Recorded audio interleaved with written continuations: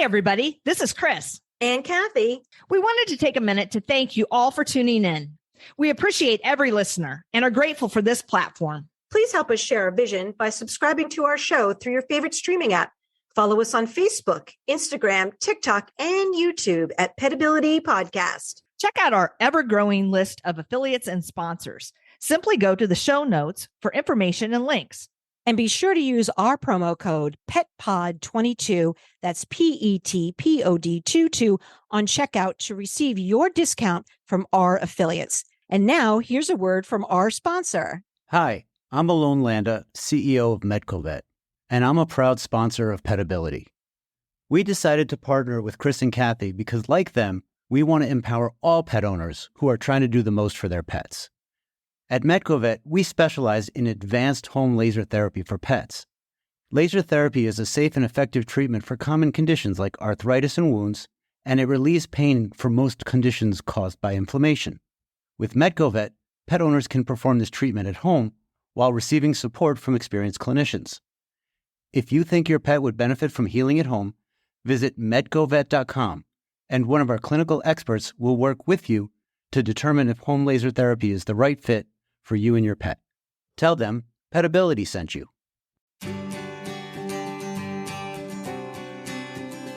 As a part of our grieving process, bring gratitude and positive emotions into it. Welcome to Petability. I'm your host, Kathy Simon, certified veterinary technician and certified canine rehabilitation practitioner. And I'm your host, Chris Cranston, licensed physical therapist and small animal physical rehabilitationist. Our podcast provides interviews and information to help your pets live their best lives. Hello, Kathy. Hello, Chris. How are you doing on this sunny day? Wow, we're over an hour apart and it is cloudy here. Really? The sun is out over here. Wow. Sorry, I'll send it your way. I'll send it. Okay, thanks. I appreciate that. I always have more energy and uplifted spirits with the sun. Me too. So today I'm really excited because we are talking to Mindy Meiering, and how I got to know about Mindy is through a mutual friend who was staying with me this fall. And Susie, the mutual friend, knowing what I do and that I have this podcast, she goes, "Oh my gosh, you have to speak to Mindy." And she's like, she was one of my students way back when. We've stayed in touch. We're great friends. And Mindy produced the Rainbow Bridge Pet Loss Deck. I love it. I love it. I know. I, started kind of looking into it and I'm like, yes, let's get her on the show. But before we get into our conversation with Mindy, I wanted to tell you about this fascinating article that I think was in the New York Times recently about crows. What is a group of crows called, Kathy? A murder. A murder. You're not going to get any bird trivia past me. I work for an avian veterinarian for 35 years. So what many people don't know about our crow friends is that they're super, super intelligent. They grieve. They can mimic human language. We used to think that one of the things that set us apart as humans was the ability to use tools until it was discovered that crows use tools. So really smart. Crows are extremely intelligent. They form bonds. They have social groups. They grieve. They mourn. They think. They plan. They plot. They use tools. And the subject of this particular article was that there have been studies about crows' abilities to hold grudges. And this study proved that this murder of crows held a grudge for 17 years. Oh my gosh. And wow. I'm not sure how long crows live, but the grudge was passed on generationally. And it had to do with, somebody did something nefarious to a crow, and the crow told its buddies in the murder, and they would start like dive bombing and pecking and looking at the window, pecking their heads when they went outside. It was like this horrific scene, like out of the Hitchcock movie, The Bird. Sounds terrifying. Yeah. And then sometimes it was a case of mistaken identity because they like if it was a blonde person, and she's like, I have not had any interactions with a crow to, make them angry, but then learned that there was an incident with a blonde ponytailed woman, a year ago in the park, and now they were generalizing to other long blonde haired ponytailed people. Fascinating stuff. Anyway, so let's get to the topic at hand. Okay. So as I mentioned, today we have licensed clinical social worker Mindy Meiering here to tell us about her inspiration for creating the Rainbow Bridge Pet Loss Deck, her specific thoughts about grieving our pets, and her therapeutic ideas around gratitude. And losing a pet, as we all know, is incredibly painful because pets become deeply integrated into our daily lives and our emotional world. So losing that presence can create a unique and profound type of grief that is referred to as disenfranchised grief, because society doesn't always acknowledge the depth of the loss of someone's feelings over their loss of their pet. And as you know, Chris, I just finished my coursework to become a certified hospice and palliative care technician. And so I think that this conversation around grief and how to help people through it and how to memorialize their pet and how to honor that pet and how to help the person. So I'm really interested too to see what Mindy has to say about, how are we moving forward as a culture to become more understanding of pet loss and bereavement? So very recently, I had a friend, my friend Mary, who lost her longtime companion, Maya. And I thought, I'm going to order this Rainbow Bridge deck and send it to Mary. And so she unsolicited sent me an email, and this is what it said. I want to thank you for the Rainbow Bridge deck of cards. That was so very kind. I have been reading them and really appreciate the thoughtful reflections they bring. I will hold on to the gratitude from sharing a life with such an exceptional being. I am left with the sweetest and most precious memories, although it feels way too short. It's amazing, though, how much she taught me. I didn't have an understanding of the important things life offers before. I have yet a new appreciation. So I love this concept of being able to give Mary something that is helpful, meaningful, valuable, Tangible.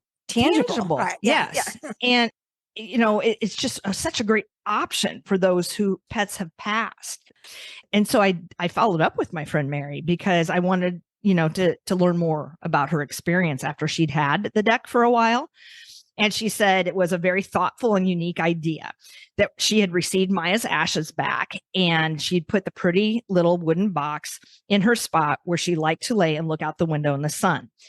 Most mornings and other times of the day, she'd sit with her and pick out a card or two or three and reflect, sometimes just cry, but the words are meaningful and feel like a voice of reasoning when my thoughts feel overwhelming. Yeah. It was such a thoughtful gesture, and I'm truly grateful. So again, I can't wait to get into this with Mindy a little bit more.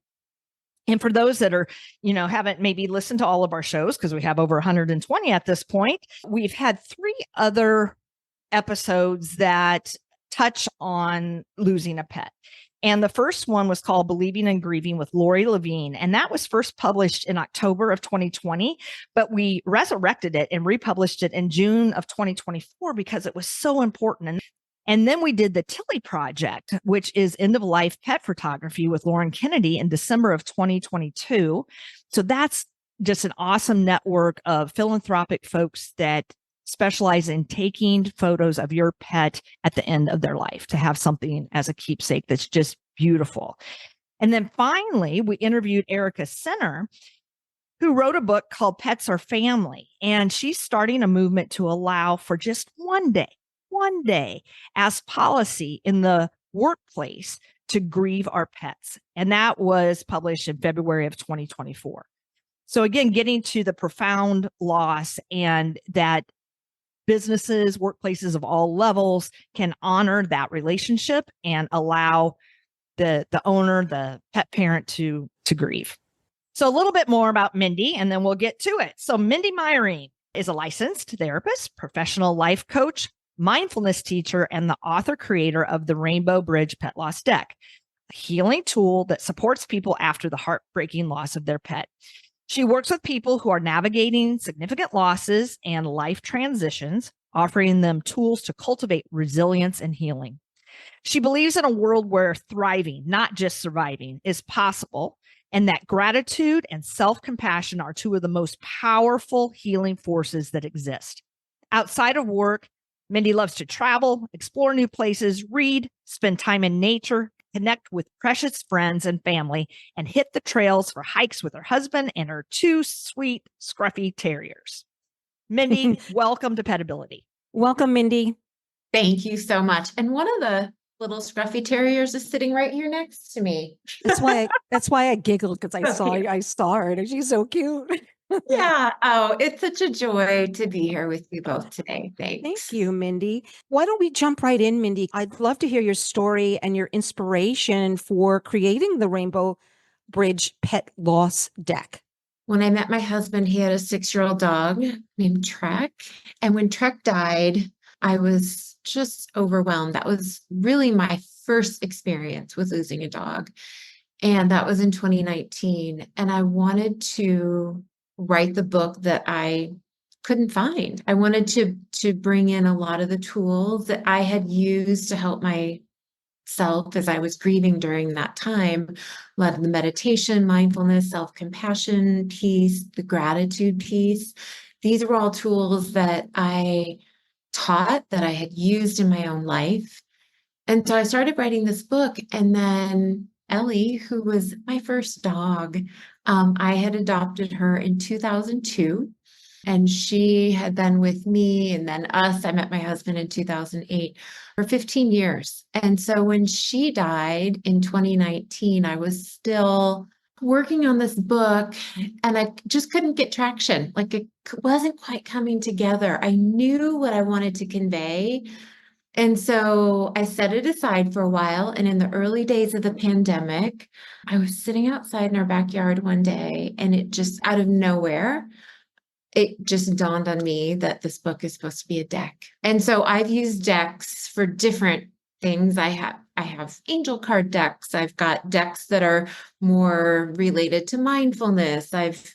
I have a whole basket of decks, and sometimes I'll just pull a card, like if I want a little, guidance around something, or I have a mindfulness card deck, and it's just these little daily reminders of ways to stay grounded and present in my day-to-day life. And I'll pull a card from that deck each morning.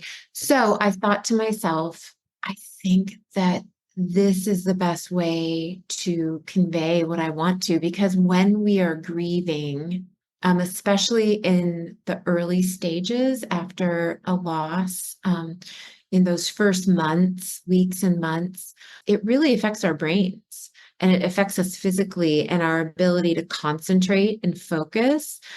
I wouldn't have even sat down to read a book. I don't know that I would have been able to concentrate that long. And so I thought a deck would be a really lovely way to share a lot of the information I want to in a way that's more accessible for people. And I sat down, and it was like the minute I decided that this would be a deck, I just sat down, and in one day, I think I wrote out like 60 different ideas that I had for cards. And I started to write the little messages, each one. So that's how it started. Mindy, in your own grief, you honored Ellie by helping other people by creating this deck. What a great way to honor her. So in your grief, I think it probably helped you heal too, huh? It was very, very healing. And along the way, as I was creating the deck, I came across a book called The 6th Stage of Grief, Making Meaning, by a grief expert named David Kessler. And he had worked with Elizabeth Kubler-Ross, and he realized that we were missing something, that, there are these stages of grief she identified that we often will experience, but this sense of making meaning and finding a way to make meaning of our loss. And so for me, it was so healing. This was my way to make meaning of that 15-year journey that I shared with Ellie. And to help. Why do you think pet loss is so intense? It's a great question. I think that our bonds with our beloved pets are often they're often more strong and more intimate than the ones that we share with our human loved ones. If you think about it, and more pure, right? We share this very pure, unconditional love with our pets. And so when they die, it leaves a very significant void in our lives and an emptiness. One of my teachers, Francis Weller, who teaches and writes a lot about grief, he says, everything we love, we will lose. And so we know when we bring our pets into our lives that we will eventually lose them. Usually we will outlive them. But I think it's deeply painful because they're so woven into our lives. And this love that we share with them is so sweet. In a certain stage in your life, maybe that pet has seen you through marriage and kids and college or divorce and the death of other loved ones. They've been with you that whole time. Absolutely. They're with us through so many transitions and life events. And, like with Ellie, I often think with her, I was by her side when she had cancer, and I walked her through a time of healing. She had a pretty major surgery, and it gave her 3 more years with us. But then not long after that, I got my own cancer diagnosis, and it was very comforting to have her by my side as I went through those first few years. So yes, I think that our pets accompany us through so much. Many stages, of our lives, Exactly. Many stages, yes.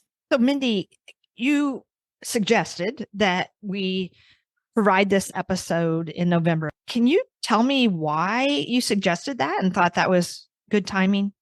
Absolutely. I think that here in the US, there's this focus on gratitude during the month of November with the Thanksgiving holiday. A nice time to talk about that and how gratitude can support us as we move through our grief journey. Yeah. Can you delve into that a little bit more? Because, on the surface, I think if I was in a sad place or a dark place, after the loss of my pet, it would be hard maybe to think about, being gracious or having gratitude or, that sort of thing. So how does that work? Absolutely.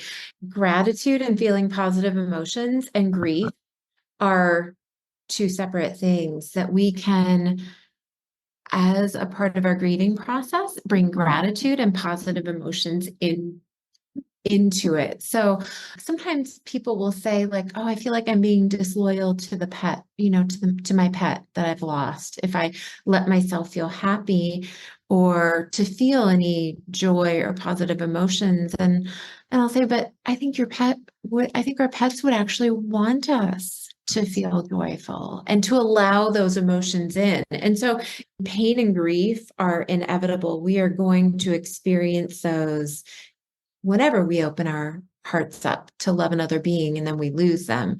But that we can also allow these positive emotions in as well. When I think about gratitude and giving thanks, I think that it can be a really big support as we grieve the loss of our pets, because it helps us remember and to also shine a light on the things in our life that are still going well. When I lost my dog a couple of years ago, this dog and I, Digger, were very, very connected. And I was surprised about how many emotions could fit in my emotional, baggage and how they could all sort of exist at the same time. So I could have sadness and I could have gratitude and I could have anger and I could also have some joy. It was a little bit of a confusing ride because it was like, how can these all exist, in my same emotional bag? But when I did something for someone else, it felt good. And so, a couple of times I made some donations in Digger's name to a couple of, places, animal places and sanctuaries and helped get, wheelchairs for some dogs. And every time I gave, I felt like I got a piece of him back because I was grateful that I had him and I was grateful for that time. And I paid it forward, I guess, what I would say. And it really brought the balance of dark and light together for me. I love that. Yes. I mean, I think that's a a perfect example right there of, you know, how gratitude can support us. And like you said, there were all these other emotions. And one of the cards in my deck it's called Ride the Waves. And it talks about how we have these intense waves of emotions when we're grieving. And, you know, we can, when these waves of, you know, they might not be as big as the sadness or the other emotions that we associate more with grief. But when we have these waves of joy or gratitude that also come up, we can welcome those and say, oh, yeah, or we can even cultivate gratitude. That's what I often will say, is that sometimes it's a process of really inviting it in. From a neurobiological perspective, our minds are more inclined towards the negative. And so paying attention to anything in our life that's going well, or, you know, the blessings in our life, someone holding the door open for us, or just paying us a small kindness, can just help us remember the goodness that still surrounds us in the midst of our grieving and our sadness. And so consciously beginning to really pay attention to that can be a support as we're moving through a time of grief. What kind of support is showing up for me today? Maybe a friend sends you a text message to check in and see how you're doing, or maybe you get a nice note in the mail from someone, you know, these kinds of things. And taking note of that, it reminds us of these blessings and the gifts in our lives. So let's get to kind of the nuts and bolts. Can you describe the deck and like how do you advise people to use it? Are there categories, themes? Yes, I will. So there are 52 cards. As I was doing this, I commissioned an artist, and on the website, which I know you guys will link, you can go and see some examples. Each card has a piece of art that was custom created for that message that's on the back. And so the messages on the back, I would say that there are a number that offer you ideas for how to honor your pet's life and memorialize them.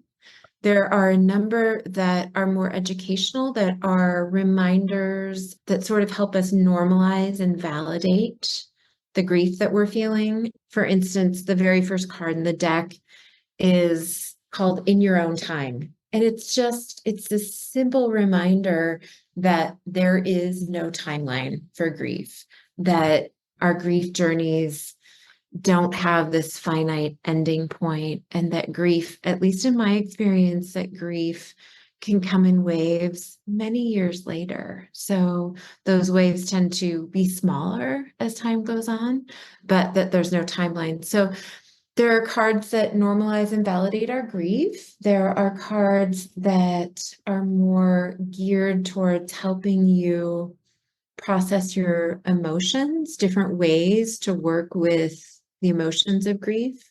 And then there are, I would say those are probably the main categories.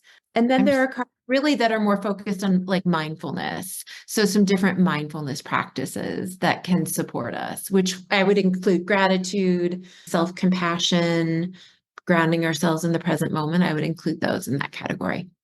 I'm also seeing here when I did some research, celebrating the bond. Yes. Yeah. Can you give an example of what that looks like? Yeah, absolutely. There is a card I'm just looking at right here. I pulled a few out, and it's called Recall the Joy. And it's, you know, recall the way. This is just something you could do anytime. And that's what I tried to do, is really offer some different practices and things that people could do anytime. But Recall the Joy is just about going back and letting yourself remember all the ways that your pet brought joy to your life. Playtime, you know, the snuggles, the adventures you took. These are things that you want to remember, maybe writing them down somewhere. So Recall the Joy is one. And then there's another one called Honor Through Ritual, one of the things that we know is that when we engage in rituals to acknowledge our loss, it can often be very helpful just to bring a sense of deeper meaning to our experience and the connection that we shared with our pet. So, and I just give a few little suggestions. It might be creating a little altar with their collar, some photos, other special items. But it can also be as simple as just, maybe setting an intention before you take a walk to recall some special memories and sweet times with your pet. Just carry them with you. I also wanted to let our audience know, in my mind, as we're talking, I'm thinking a lot about the loss of a dog, but you love what you love.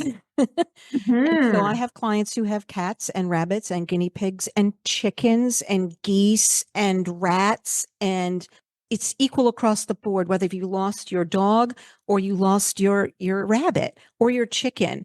It's okay to feel those feelings. You love that chicken. That chicken probably loved you, Or your and so- fish, or your your bearded fish. dragon. So you're going to feel those intense emotions, and you shouldn't feel shame or guilt around the feeling that you have loss over your little beta fish or your bearded dragon or your dog or your cat. No shame. No shame. Thank you so much for bringing that up. Yes. I mean, any animal that we have loved, this deck applies to, and it does. I've had so many people reach out and say that it's helped them as they move through the grief of a human loss as well, because a lot of the tools and a lot of the practices that I offer in this are really applicable to human loss as well, but to any animal that we've loved. Absolutely. I have a friend who bought this for her 14-year-old daughter who was just heartbroken after she lost her guinea pig. She probably experienced a significant loss in her life there with her pet guinea pig. I understand that. And maybe one of the first major losses, for a young girl.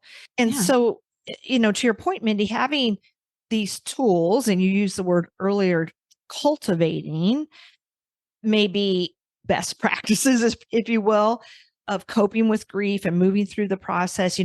As you were talking, it kind of made me think about the concept of a good death, right? And different cultures handle death differently. And I don't think we do a very good job in the United States.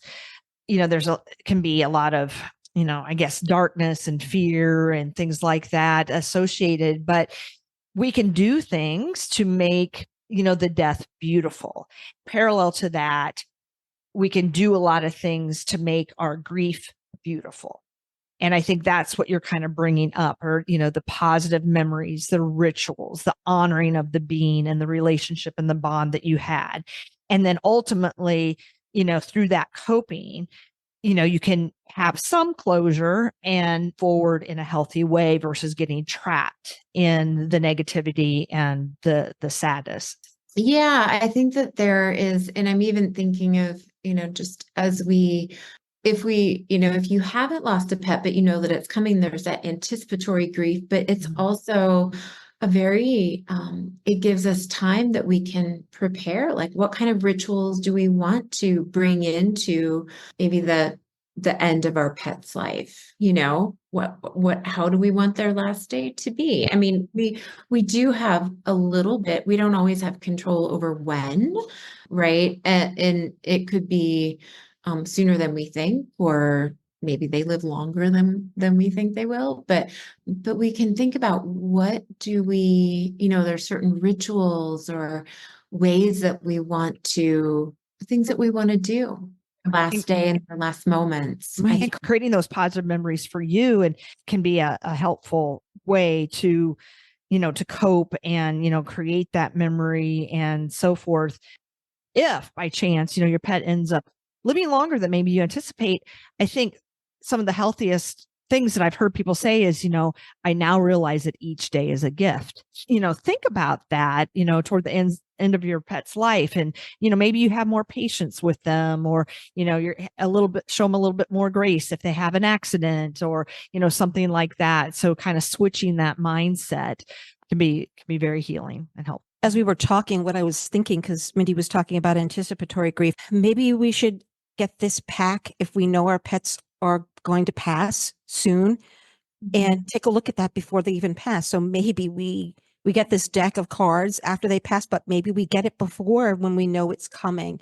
And we can start practicing those things, start practicing mindfulness, because it's all laid out here for you in a card. You could pull a card every day and get some inspiration from it. Absolutely. And I have a friend just a few weeks ago that ordered a deck for her sister. And I said, well, when did she lose her cat? She said she hasn't yet, but she knows that it's near and I want her to have this. And Right.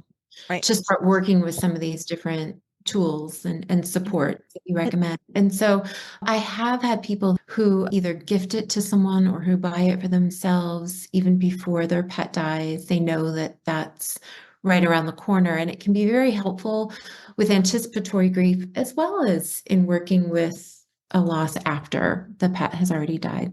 You touched on something when we were dialoguing about this episode regarding like euthanasia around the holidays and people's feelings, at this time of year too. We already touched on Thanksgiving, but then as we go, deeper into winter and around Christmas holidays and the New Year and so forth, can you talk a little bit about that?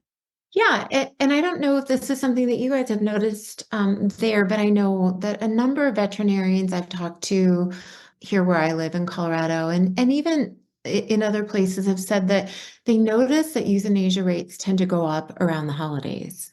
So it's already a time of year that for so many people can be stress, there's more stress. It can be a difficult time of year. And then when you add the loss of a pet into that, it can be very painful and lonely. People that are navigating this type of loss this time of year, and how can we offer our support as loved ones? I'm not going through that right now, but I have a few friends who I know will be probably, if not before Thanksgiving, before the end of the year, losing a beloved pet. I will probably give them my deck, but Good. I also think about like, gosh, how can I just, offer some support, a little bit of extra support. I will say, Mindy, I've been a veterinary technician for probably almost 35 years now, and I would absolutely agree that we see a dramatic increase in euthanasias November, December, and even into January. I'm not sure why that is. Maybe it's because that's when the family can come together and maybe they all get a chance to say goodbye to the pet, if someone's off to college or, so maybe that's the time when they're all together and they're able to say their goodbyes to pets. I think this would also be a good thing to do for your veterinary staff or your technicians, because we experience that secondary trauma related to so many euthanasias. And so I don't do a lot of euthanasias, but during that holiday season, I may do, 5 in a week. And at some point your brain just is like, enough. I can't do it. I can't do it. So there's a secondary trauma that's happening to behind the scenes with your veterinarian and your technician staff, because oftentimes we're very bonded with your dog or your cat or your guinea pig. And we're really sad that they've passed as well. So maybe this is something to even pass on to support staff. Years ago, I had a veterinarian and she was somewhere down in the Southeast. I want to say Tennessee, maybe. And she decided that after she learned about the deck, she ordered some, and she decided that each week at their staff meeting, they would pull a card and talk about that as a way for self-care for the staff, like you're talking about. Yeah. Dr. Beth would love that, Kathy. Oh yeah, she would, wouldn't she? We should get her that. We should get her packed. Yeah. So both Kathy and I work with Dr. Beth, a holistic vet that we've had on the show a couple of times, but she's always about self-care and supporting her staff and so forth. So I think this would be great. And the cards are beautiful. I mean, I've looked at them online, the artwork? And yeah, exactly. You said you commissioned an artist and, so it's a beautiful gift, not only, the content and the words that are written, but also visually, aesthetic. Sometimes the artwork alone is moving. The artist that I commissioned, and this is how we've become good friends, but I found her on Instagram. I knew the kind of artwork that I wanted. And so I thought, how do I do this? Like I had never created anything like this. And so it was, one step at a time, figuring all this out. And I thought, well, I really want artwork that will touch people's hearts. And I found Amy Frank She is a collage artist. So when you look at the cards, each one is a layered paper collage. Oh, Yeah. amazing. And so I would send her a few, like 5 or 6 of the messages that I'd written each week, and then she would create the collages, and we did like a back and forth for about 6 months. Mindy, I also know, I mean, obviously, as you said, we're going to give folks the website. Pretty simple, rainbowbridgedeck.com. But you're also in stores. The deck is provided in some pet stores and gift shops and things like that around the US, and that can be found on the website. And Mindy, additionally, do you have like other additional resources for people that have pet that maybe could use the help? A part of this deck and offering these 52 different ways to honor our pet's memory, to support ourselves as we grieve, is that it really offers people a variety of different ways. But I also know that beyond this, that in-person support can be helpful. People find pet loss support groups to be really beneficial. Some people do. So on the Rainbow Bridge Deck website, I have a whole page with different resources, different books, online support groups, podcasts about grief and loss. I will link some of yours on there now so they can go there. And there's also a page on the site where if you want to create an online memorial for your pet, you can do that also. It seems like we're all constantly searching for ways to honor our pets. And as the need continues to arise and as our attitudes around our pets are changing, you know, they are family, as Erica Center said, that there are more resources available, but you have to search for them. So that's why Kathy and I continue to bring people, professionals such as yourself, on our show to help enlighten folks. And like you said, everybody's a bit different and how they might want to go about it. So this provides another avenue. And, you know, I've struggled with what to do, you know, for folks. And now I have a wonderful go-to that I know can be really impactful for those that are going through this, and not only them, but for me. So, well, and thank you for sharing it with your friend and sharing her feedback. So often when I will ship out orders, you know, I don't hear from people. Occasionally someone will take the time to email me, but to hear that, you know, you couldn't see me, but my eyes were a little teary. It's very moving for me to hear that. And yeah, just to know, I think grief can feel so lonely, as we all know, because that relationship that we shared with our pet was unique. And so no one really knew them the way that we did. And sometimes it can feel lonely when we're going through that grief journey. So to know that this is something that can be a support when people are, you know, at home and just need a touchstone or a reminder, it's very touching for me to hear that. So thank you. Yeah, kind of bringing it back full circle for you. Yeah. You're doing really good work. And I think as we move into a more hopefully empathetic culture, we are going to need more resources like this as people realize that there should be no shame in mourning the loss of their pet because they are a family member, and grief is grief. Can I just share one more thing? Sure, please do. Yeah. So we were talking about gratitude and how gratitude can support us as we grieve. And I think that sometimes it can be really helpful just to have ideas for like, how do I do that? You know, how do I incorporate that into my day-to-day life? And I think it can be very simple. I just want to share like a couple thoughts. Please do. Yeah. You know, one, I think we've all heard about a gratitude journal. It doesn't have to be anything fancy, but just having a little notebook where you write down 4 or 5 things that you feel grateful for from your day. And the more specific you can be, the better. Maybe, you know, gosh, I woke up today and I feel pretty good. Or, you know, my friend bought me a cup of coffee today, or the sun is shining. You know, they can be very simple things, but writing down those 4 or 5 things. Another way that we can do it, and I often encourage this with families, is to keep a gratitude jar and just have some little slips of paper. And as you feel inspired and there's things you're feeling grateful for, you write it down on the piece of paper, you put it in the jar.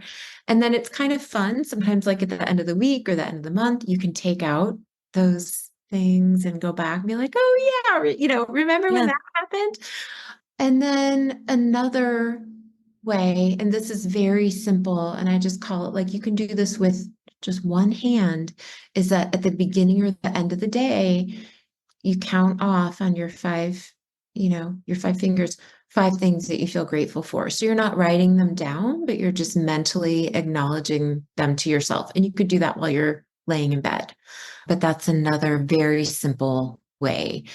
And, the key is to find something that you will do consistently, because gratitude, the way it really supports us is not when we just acknowledge it at Thanksgiving dinner, but this is something that if we incorporate this into our lives on a more regular basis, on a day-to-day basis, that's where most people will say that they find it to be the most impactful. So just a few last thoughts on gratitude there, since we were talking about that today. I'm grateful. Thank you. Yes, because typically as we close the show, we say to our guests, do you have one last thought, tip, or pearl of wisdom for us that you want to leave our audience with? And you did it. I read your mind. Yes, You're like psychic. Where can our audience find you if they want to reach out or purchase the Rainbow Bridge Pet Loss Deck? Well, I think you already mentioned it. It's at rainbowbridgedeck.com. And I do ship out orders right now just in the US, but with each deck, especially if it's a gift, I include a handwritten note card to that person that has a beautiful quote about the journey that we share with our pets. And then if you want to include a personalized message, I can do that as well. Yeah. Well, thank you, Mindy. Thank you for being here with us today. Yes, thank you for taking the time and turning our listeners on to this wonderful research, the Rainbow Bridge Pet Loss Deck. Well, thank you for having me. It's been a joy to be with you both. And I really appreciate, like I said at the beginning, just the opportunity to talk about this. I don't think we talk about it enough in our culture, and it's such a painful loss. And to bring awareness to it, just to normalize the grief and the pain that we feel when we lose our pets, I think is really important. So I appreciate you both. Thank you. Thank you for joining us. We hope you enjoyed our show. Follow us on social media at Petability Podcast. And please check out our affiliates and sponsors. Simply go to the show notes for information and links. Thank you, and tune in next time.